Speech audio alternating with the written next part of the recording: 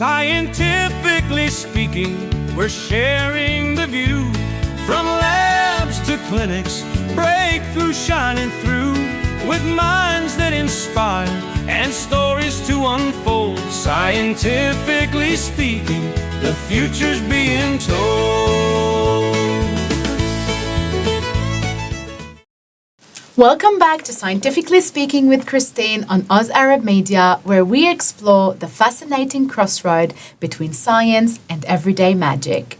Today, we pull back the curtain, quite literally, on a world filled with awe, misdirection, and psychological precision.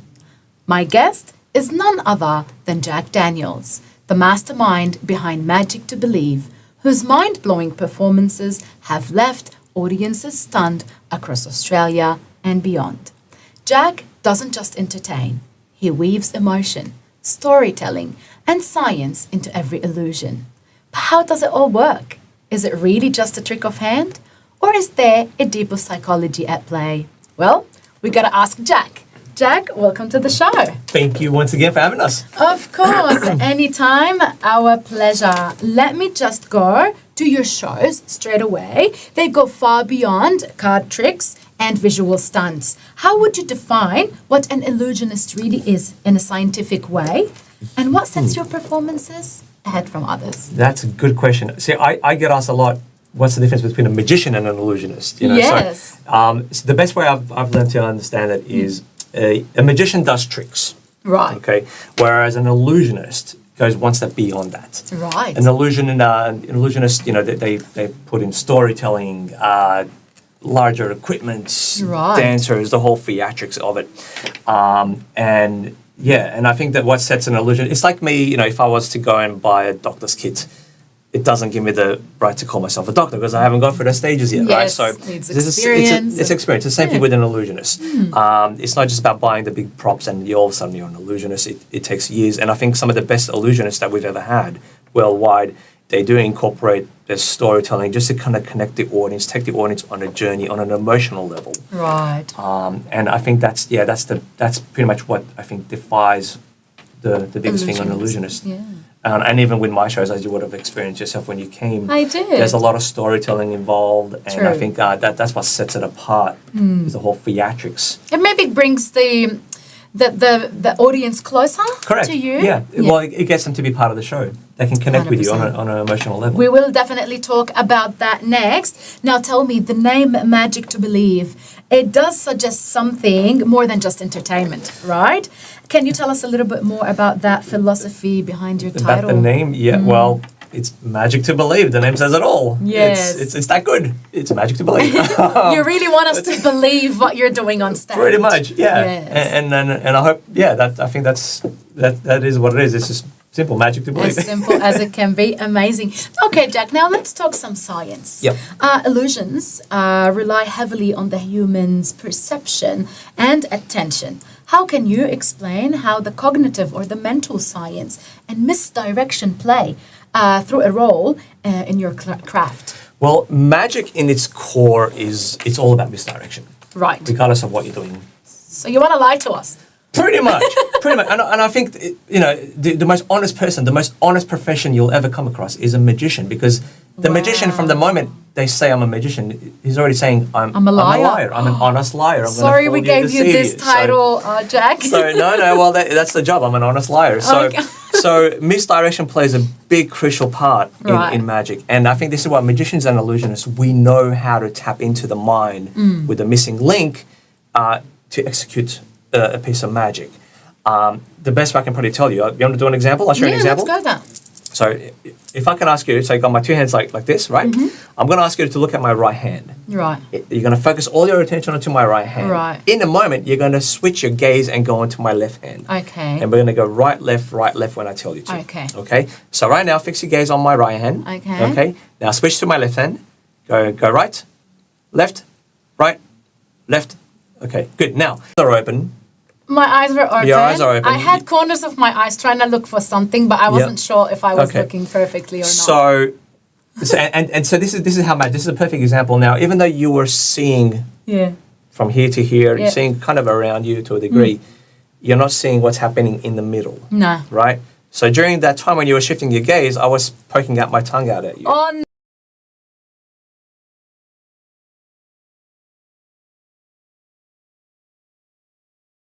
The mind is registering. So there's a missing link, and during that time, right in the middle, that's when the magic usually happens.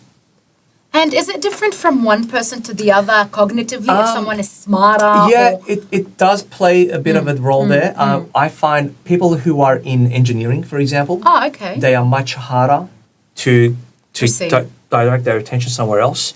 But then at the same time, someone like, let's say, a scientist or Okay. a rocket scientist, they're probably the most easiest people to amaze or to misdirect. And then you got kids, for example. Yeah. Kids are the hardest, believe it or not. Oh, is believe it it? or not, kids are the hardest because they don't have all that knowledge that we as adults use. Okay. So a child looks at magic as the most simplest, purest form. Okay. So in the mind, that's how it works. They're not, their mind isn't cramped with so much technology and Yeah, mathematics and information. equations and all this stuff. Yeah. So a child generally breaks down the simplest way, and quite often they are right. The way we do something. Yeah. Yeah. Amazing. I love it. I already love it from a scientific background. Yeah. I love the combination or the connection between the science and the illusion, and that's why we're here today. Let me ask you another question. You always say the eye sees what the mind is prepared to perceive, and quite simply, how do you use this principle in your Yeah, illusion? well, it was Harry Houdini who had said that what the eye sees, the ear hears, the mind will naturally believe. So, and I think it's a perfect example of what I just showed you. Yes. Now, through magic. Well, actually, let me show you this one. This is Let's pretty do good. that. Let's do this. This is a perfect example of that. Go up a little bit so that the camera can You see can see that right Yeah, there. amazing. Okay, so you can see the ring, Yes. right? You can hear the ring as it Yes. passes. Oh. There you go. There you It's go. on That wasn't our part of the stuff thing. as well. So you can hear it. You Yeah. saw it. Yeah. Okay. Now you see the ring go into the hand, Yes. right? But what you didn't see is that inside the hand, the ring is not there, When did this happen? right? So it vanishes. Or for example, there's another way we can do it this way as well. I'll show you another I example. tried to take another angle of it. You gotta take another Where angle. did you bring those from? They just came out of nowhere. When you came into the studio, they weren't there. Can the camera see this, or do I have to stand up? Do you want to stand up? No, you're Okay. good. So can you have a look at it once again? Yes. You can check it out. Yes. All right. You got it? Yeah, Yeah. it's good. There's two balls. Yes. Okay, now are you right or left-handed? I'm a left-handed. Okay. Can you give me my left hand? Okay. I'm gonna ask you to hold on to it. Okay. Okay, so you're gonna hold it tight, close it in your hand, hold it tight. Okay. Turn your hand this way. And this is also going to go into my left hand. So you've got one and I've got one. Okay. Now you felt the ball go into your hand. You saw the ball, It's right? still in there. And it's still in your hand. Now if I open up my hand, mine's this. Where did you go? Open up your hand and have a No, look. stop it. No, stop it. Oh my God. So there you go. So that's basically the perfect example of Wow. what the eye sees, the ear hears, the mind believes. So we're setting up a pattern. I want to ask him how he did this. He's not getting out of here before I know how he did this. No, I did it very well. But what happened here is we set up a pattern for you for the mind. So we showed you the items. I'm We a showed you scientific multiple- person. Supposedly, I'm smart. I did this. Well, that's the whole fun of it. But this is how all these things works. Like as a Wow. magician, we set up a specific pattern, and then when we're comfortable that your mind is following that path, it's a fraction of a second. That's So when you're we a go mind in. reader, really? I wouldn't call myself a mind reader, no, but there's a lot of mind games involved. Yeah. End of the day, it's a puzzle. So Amazing. I'm still baffled. I need to go to my next question. In your experience, Jack, how does belief or the desire to believe affect the people's experience in magic? Is there a scientific reason we want to be fooled? Like, do I really want to be fooled? I think if you look at it, end of the day, I think we all like to be fooled to a degree, to a safe way. Right. It's like what I said, for example, magician, honest lies. Right. When you go to see a magic show, you are going already knowing and accepting that you're going to be fooled. The guy's going to get up on stage and he's going to do. You know what You're to expect. going. You know that it's going to be fooled. So if you're already at that mind level where you've accepted it, it kind of makes it a bit easier to I deceive. thought harder, sorry to cut you off, Yeah. because especially when I was at your show Yeah. recently, I know I'm at a magic show, I know these are tricks, and I'm looking carefully, and I really want to spot something out, but I can't. Yeah, it goes 50-50. I mean, it's the same thing when we've done corporate events where the moment when I'm doing close-up magic and the person is like this, they've got their game face on and there's no way, in their mind they're thinking, there's no way I'm going to be fooled, this guy's, I'm going to catch him out. Yeah. Those people generally are the most easiest To fool. to fall, and they fall hard. Why? Because they're so focused on that one specific, like let's say they're just watching my hands, for example. They're forgetting what's happening around them. So, and at that moment, that's when the magic happens, when they least expect it. And they're like, well, hang on, I was watching you so closely. I was convinced you're not going to fool me. Just like the ball, honestly, I was focusing on how it feels in my, like the feeling in my hand. Yeah. Yeah, I was expecting that I'm not going to feel the ball anymore, and you tell me open and I don't find it. But like, you didn't do anything, you didn't open my hand and put it in that. See, because, and that's basically, we look at the links in the mind, the way the human mind works. Wow. And that's generally what the time when the misdirection takes place. Science is so great. It is. Amazing. Do you think understanding neuroscience or behavioral psychology on behalf of how the brain really works gives modern illusion an edge? I think so. I think so. Yeah, again, it's a 50-50 thing here. It kind of helps us to design new ways to fool someone or to misdirect them. If you look at magic, for example, over the years, it's evolved so much from the Victorian era to now where we've got modern technology. So by knowing how the mind is putting pictures together, we can find different ways to go into that and dissect that, or pause the mind without the person being aware of it to do something completely different, to throw them off track. Wow. So I think it does help overall. It does help when it comes to creating new material. Yeah, amazing. Because you get the idea of how the mind is working, and what can we do to kind of offset that. Yeah. In regards to pictures in your show, in my head it was that's just a sponsor. Yeah. Oh, with the Pepsi thing. And all the other stuff. I'm like, you know what? That's just a sponsor. No way in the world I could have expected the ending. What was to come? Live people go on YouTube and watch it. Amazing. One of the things Jack, that stand out in your shows is the emotional storytelling. Yeah. How important do you think emotion and narrative is in creating a memory in the illusion? I think it's very important. Like you say, when you were at my show, there's elements, there's storytelling of my great-grandfather. Yes. There's storytelling of snow and me as a child and all that stuff. Confidence and all that. Yeah, so deep down, and I think this is what makes our show so different, is we use that element of storyline, because everyone has a story. We all have a story. True. So if I can tap into let's say there's one person in the audience who maybe as a kid, let's say, like you say, in my show, we did the snow, I made snow appear. I'm sure there was many people in the audience who have felt that experience of seeing snow for the first time, or they've had that relationship, that bond with their grandmother or their grandfather. Yeah. So if I can tap into their memories through what I'm doing on stage, it just helps that person appreciate it a lot more, because they can say, oh, hang on, that happened to me when I was a kid, or I know that feeling, I know how that with means. the heart, really. Pretty much. It's an emotional connection. Yeah. Amazing.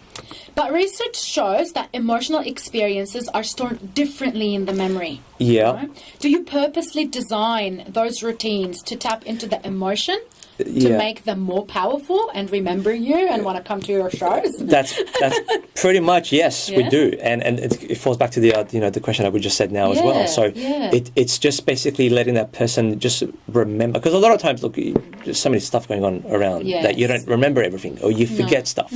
So then that's what's so great about magic, is magic gives the opportunity for someone to tap into their hidden memories or things that they've forgotten, emotional, and just memory. reawaken it again.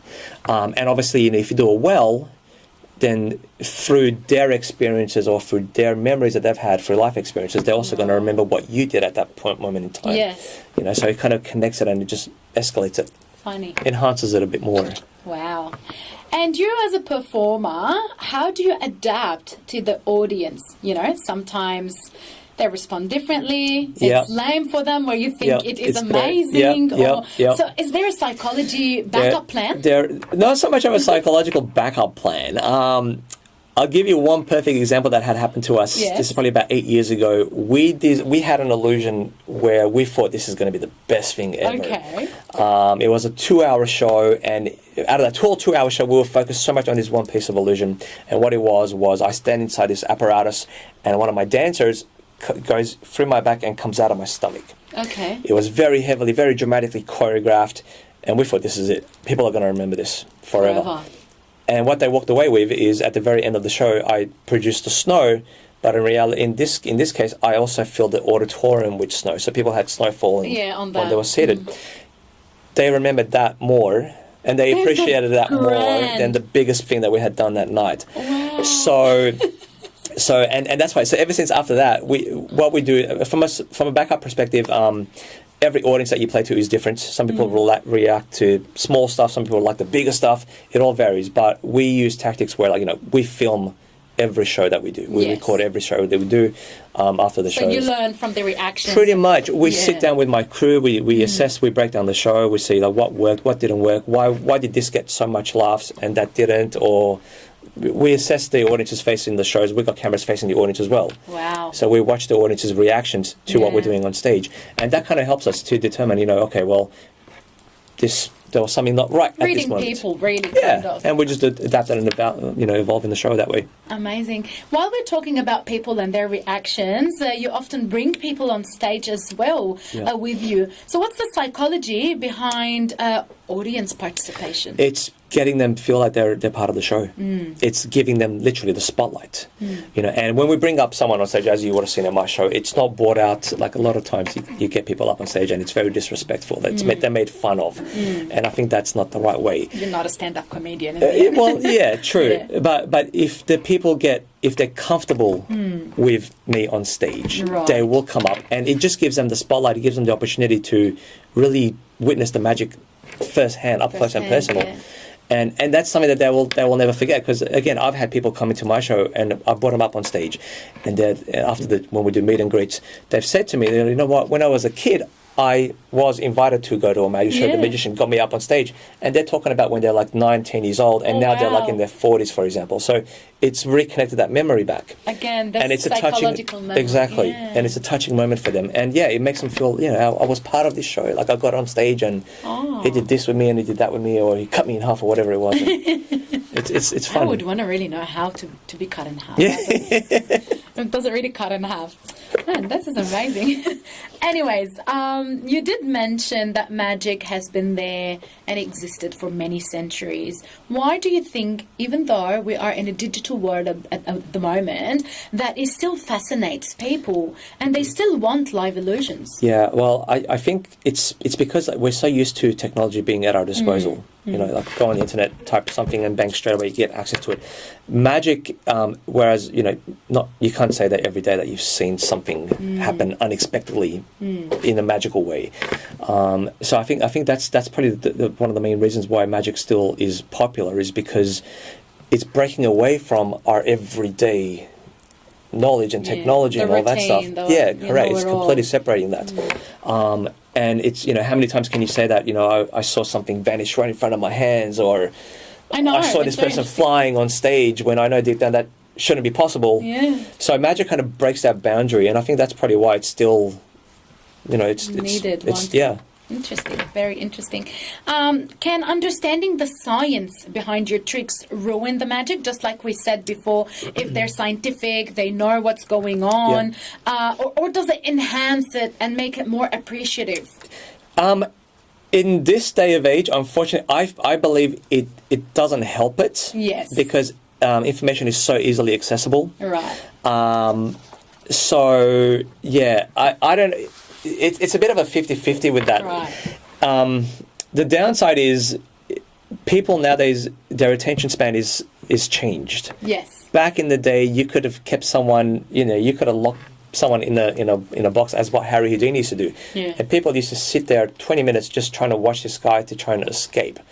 But now you can't do that for that long. They'll just walk up and leave. Get over it already. Their attention span is not there. So we're so used to speed, fast. So, and unfortunately what happens is, especially with this new generation that's coming in, you spend so much energy perfecting this one illusion. You spend so many years rehearsing it and building it. they're not so interested so much about they don't appreciate the way it's performed. They just want to know how it's done. Yeah. And if they know how it's done, that's enough for them. So they want to kind of skip it. So, and this is the thing with social media as well. Like, I mean, we're living in a world where we just want to see how many likes do we have, how many views do we have. And it's all out there on social media. Like, if you Google how do this trick, you can get it. You can. And that's what I think has damaged the art form, because it's lost its respect. You know, when I was growing up, we didn't have internet. We used to go to the library. We used to go to the magic clubs. We had to get the mutual respect between the other guys in the industry. They had to know who we were before they even revealed something to us. So we learned through respecting the art form, whereas nowadays it's just all about the views, and it's mainly about the art of it, the enjoyment of it, rather than the end result of the trick. That's the thing. That's an interesting way of looking at it. Jack, without giving out too much away, can you describe the process of building a new illusion? Yeah. Is it experimentation, observation, pure inspiration? It's a bit of everything, actually. It's a bit of everything. Like, just on the way here, when I was coming here, there was something came up on the radio that it just gave me this concept to, like, oh, it's a nice piece of music. Yeah. There's a storyline there. Yeah. You know, so I kind of look out pretty much everywhere that I go. I'm sussing out to see what is it that I can use that can create something new. You know, I might go to a furniture shop and I'll see a piece of furniture or a bookshelf or a table. Aren't you? Well, you have to be. I think you have to be, because we got a table over here. My automatic assumption is, okay, how can I use this table and do something with it? So and then from there, obviously, once we have an idea, we start drawing. We make models of it. Then we go into the building process, trying to see if it's going to work, if it's not going to work. I have a motorbike appearance where we produce a real motorbike on stage. This has been in development for the last 2 years.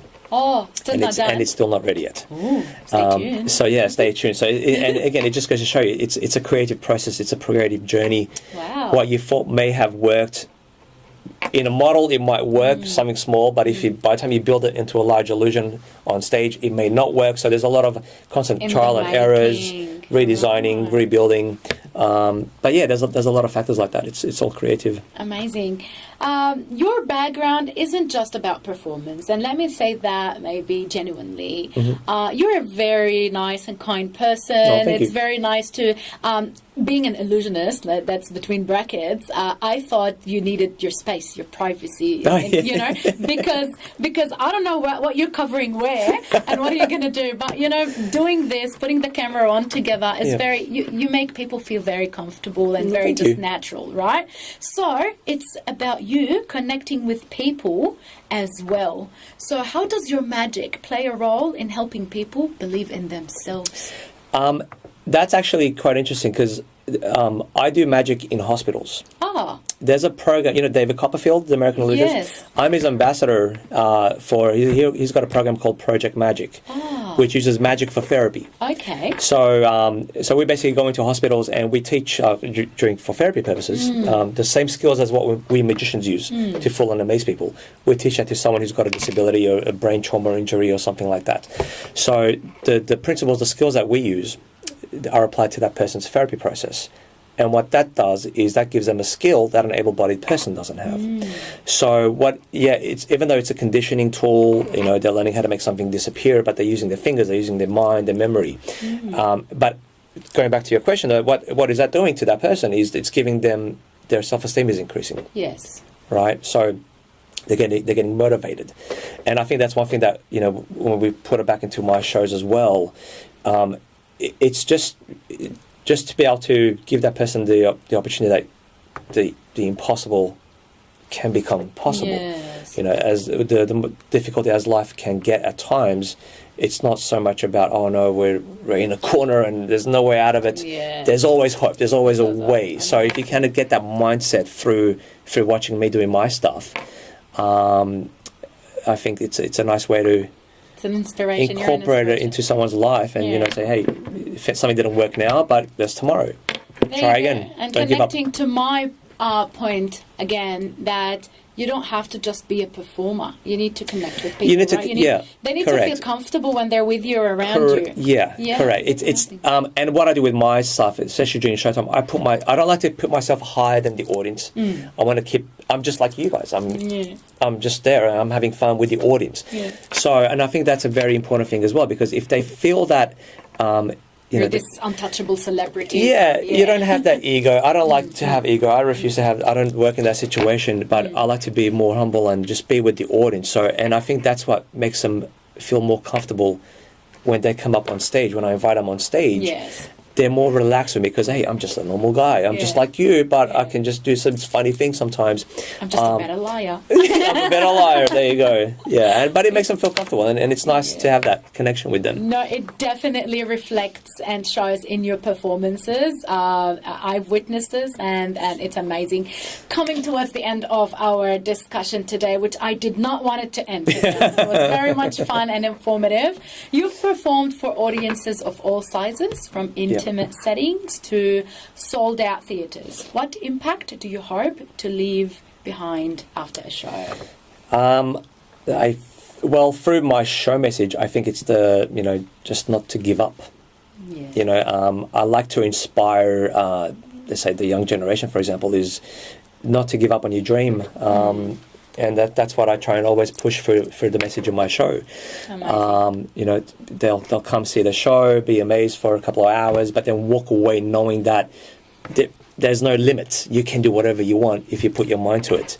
And you just got to be persistent and just go for your dreams and don't take no for an answer. Amazing. So can we say, Jack Daniels, keep walking? Jack Daniels, keep walking straight. Keep walking straight. To take the slogan from someone else. Yeah. And keep walking to the front. Yeah, definitely. Yeah. That came spontaneous, by the way.